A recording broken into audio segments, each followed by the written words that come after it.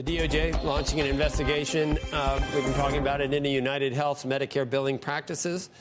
There's a Wall Street Journal report came right at 7 that says that the civil fraud investigation is focused on the company's practices for recording some diagnoses that trigger extra payments to its Medicare Advantage plans. And you can see 52 points of downward pressure in UnitedHealthcare is reflected in the Dow Jones average. Insurance stocks are down as well. Joining us now, Jared Holz, healthcare sector strategist at Mizuho. We didn't know we were going to need you again so soon. When were you on, Jared?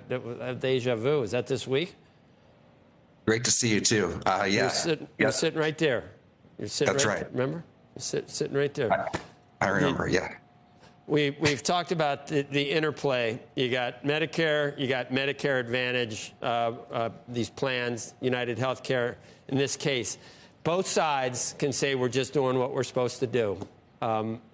Both sides could there could be improvements probably from both sides. Is UnitedHealthcare gaming the system with its Advantage plan, telling people that they have things they don't have so they can bill Medicare for more reimbursements?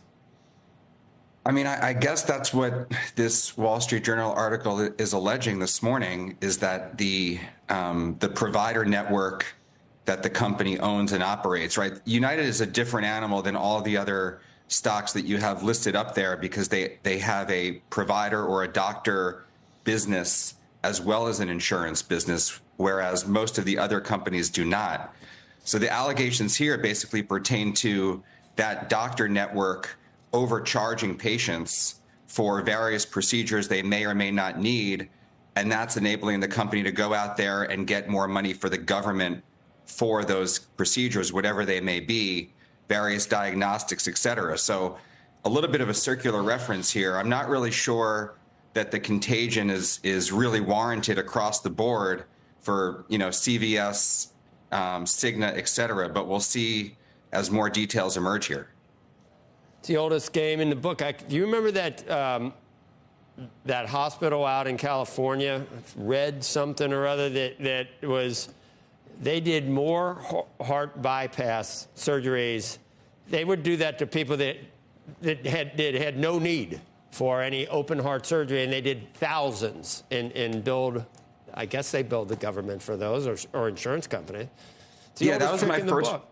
That was my first reaction this morning, actually, that I thought the risk and the street's view of this situation would potentially be worse for hospitals, because we know that so many of these cases that happen are probably, or you could argue, unnecessary, or different provider networks, hospital networks are coding for either diagnostics or treatments that might be a little bit liberal on the margin and therefore getting better payment. So when I looked at this initially, I thought that the weakness could actually be across the hospital stocks more so than insurance, but so far not the case. We'll see how the day goes. Jared, what's the answer? UnitedHealthcare says, look, this is what we're supposed to do to prevent chronic conditions from getting worse. We want to identify these things early. Because of the Advantage program, we're able to give more comprehensive healthcare and diagnoses than you can get. So they're going to argue that point. Is Medicare staffed enough to be able to go in and investigate whether these are legitimate charges coming from all these different insurance companies? It just seems like both sides of the system are rife for abuse, and that's why we have such exorbitant healthcare costs compared to the rest of the world. Agree. I mean, the sector really can't catch a break, right? You had the shooting last year. You've got PBM investigation as far as how much profit those businesses are making. Obviously, UnitedHealthcare is a big player there.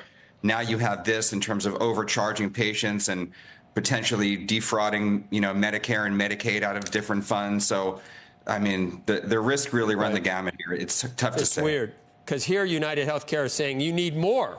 They're not turning down because they're saying, no, you got a hormonal imbalance we found, and you were going to get Medicare to pay for it.